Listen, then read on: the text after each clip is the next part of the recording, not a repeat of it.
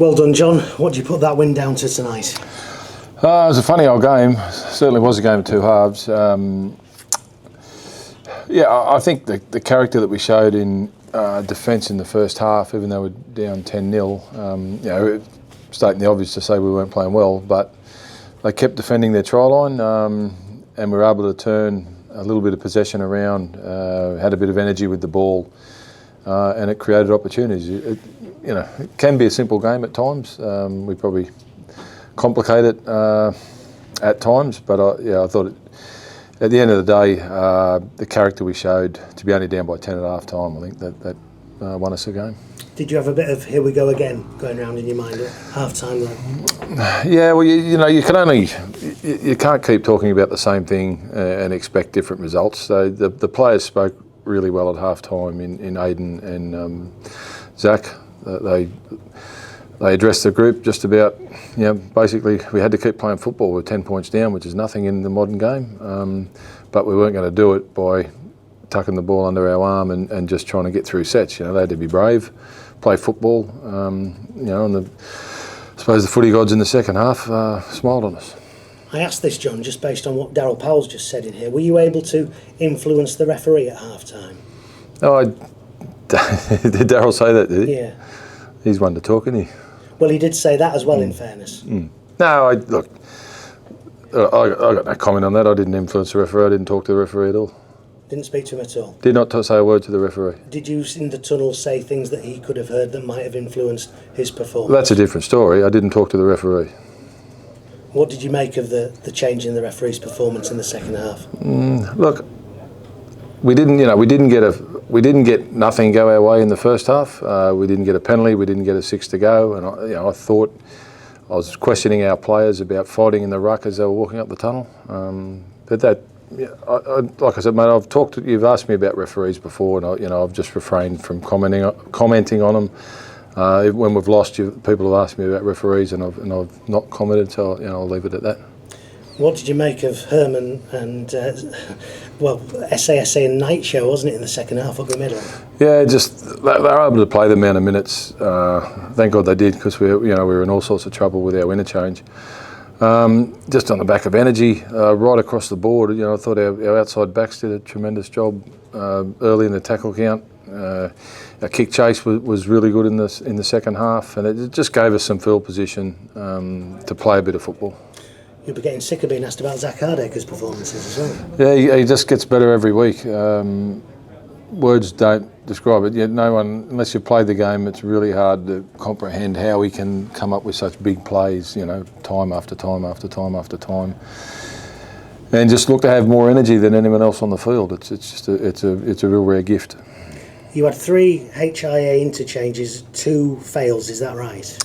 Yeah, so I believe. Yeah, Amir and Ed Chamberlain couldn't come back on. That was from taking a ball in the face, wasn't it, for poor old Ed? I think so. I think he, on a kick pressure, he copped the ball in the head, and he's had a couple this year, so not sure what the outcome will be there. I'll find out a bit more when I talk to the doctor. What was the incident that led to Amir having an HIA? Because he even seemed confused when he was going down the tunnel. Don't know. There was a bit of incidental contact there. In a tackle, so he just got in an awkward situation. So I'll have to watch the replay and check that. But he failed his HIA, so yeah, I'm pretty sure that means he's unavailable next week. Fair few bumps and bruises as well. Any other concerns? No. Jed was all right. The plan was always only to play him 60 minutes. Probably pushed him out, I think, a touch longer, just through the fact of the head knocks and. Our interchange we'd used more than we'd planned. You'll be pleased not to have me asking you about this home record as well. Now you've got this win. What did it mean to pull that second half performance out in front of those supporters tonight? Yeah, just like I've been saying, all along, just to see the crowd react the way it did. And it was a really good crowd tonight for a Thursday night. I don't know many clubs would get over 10,000 for that sort of fixture. But that was the most pleasing aspect of the win for me, was just to be able to, the fans enjoy that tonight, celebrate after the game and enjoy the rest of the weekend. And did we spot a couple of lucky mascots on the television as well? Can we ask about your family being over? Yeah, my two little grandkids, Harlow and Tatum. Big effort for my daughter and husband to bring them over on a flight from Australia. It was a nightmare, I'm led to believe, but they're here today, and first win at home for 12 months, so it might keep me. Does that just show in a way, and you've got a big smile on your face, the sacrifice that people like you, I know Brad Arthur's been asked about it all the time with his family being over. It's tough, isn't it, for coaches and players travelling halfway around the world? Yeah, it really is. Hits home when they're here, I suppose, more than when they're away. So, it's an emotional game. If you're not emotional about the game, and then you throw a bit of the family situation in, it sort of can catch you unaware sometimes. And just the small matter of Wigan Warriors next. Yeah, easy one next week. Got a few trips down on top of what we've got down, but I'm just loving the even the last few weeks when we haven't played well. Secretly I've really loved the courage and the character that they've showed. Thank you. Hi, John. Sky have mentioned at away games, obviously you meet in a hotel and then you travel to the away game, but you started doing that routine for home games, and obviously it's come up trumps tonight. Oh no, we didn't do it this week. We did it last week, just to get a sense of how the players felt about it. It wasn't something that they thought they needed again. We did try that last week. You got to keep, like I said, if you keep doing the same thing and get the same result, it's not smart. So tried it last week. We went back to normal this week. It probably just sort of proves that sometimes you look for something that's not there. So I suppose that's testament to actually your players tonight that stuck to the normal routines, come out with guts, determination, character, and got the job done.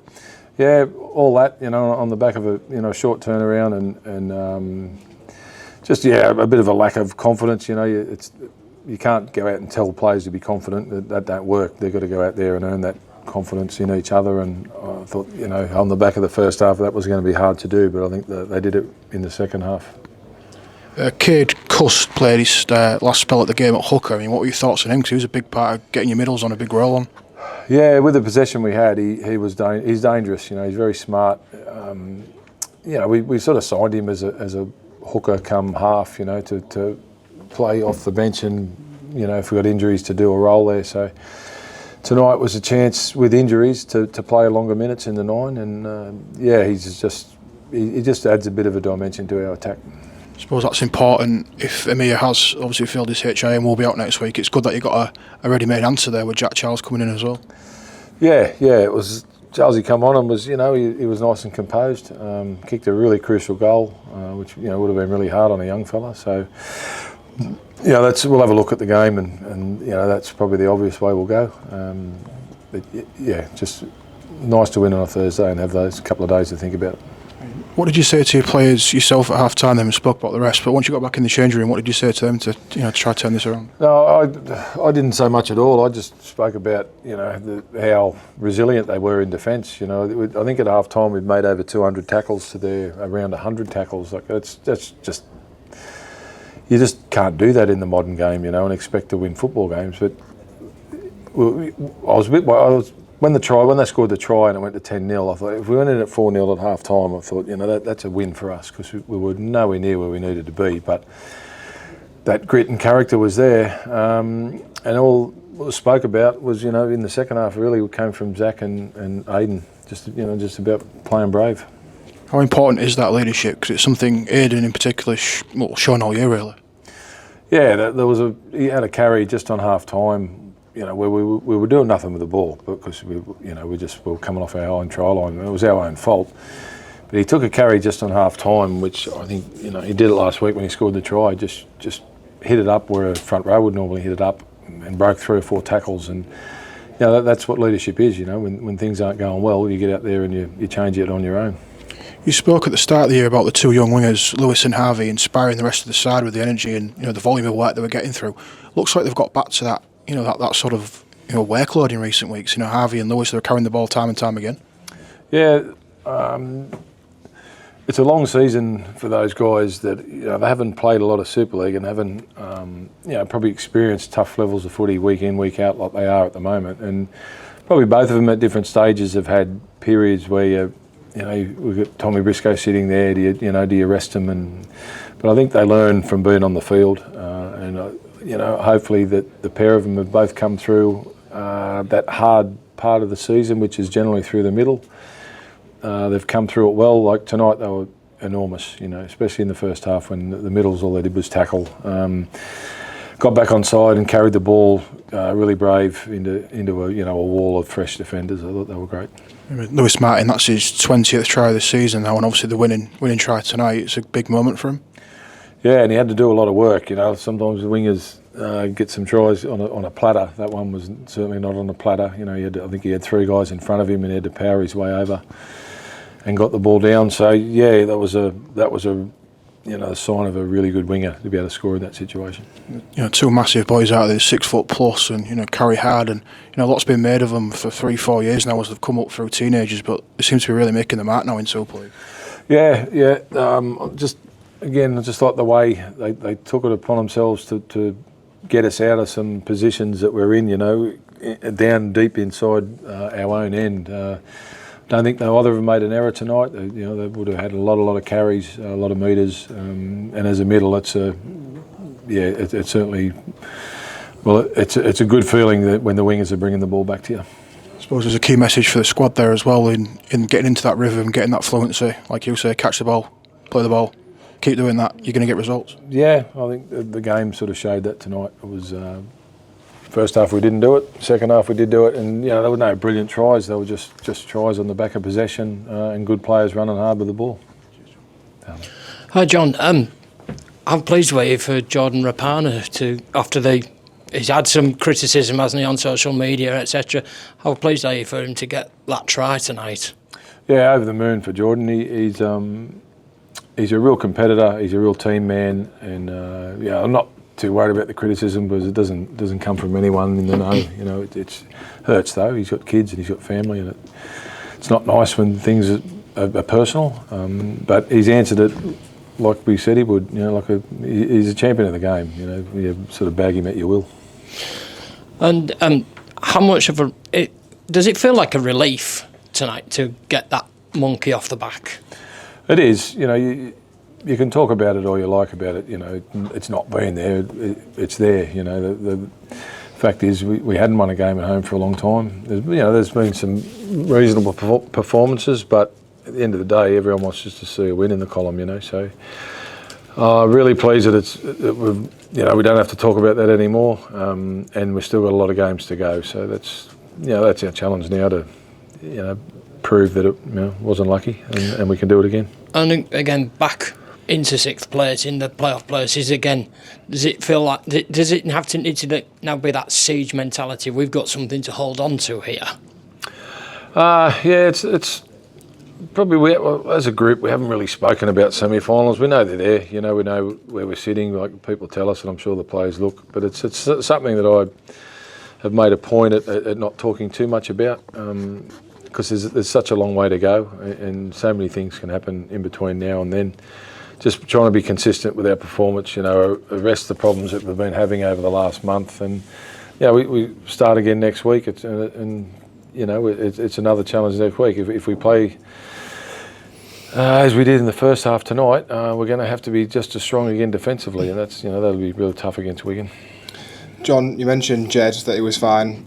But, we saw him getting his hammy iced. Is that just par for the course now for him? Yeah, it's just treatment. The physios weren't worried. He felt nothing go. He started to cramp up a little bit, and it was right on the time that the physio, Andy basically said to me, try not to go beyond 60 minutes with him. So he got to the 60-minute mark, and even though I think that was our 7th interchange at that stage, we just had to make it because he was starting to cramp up.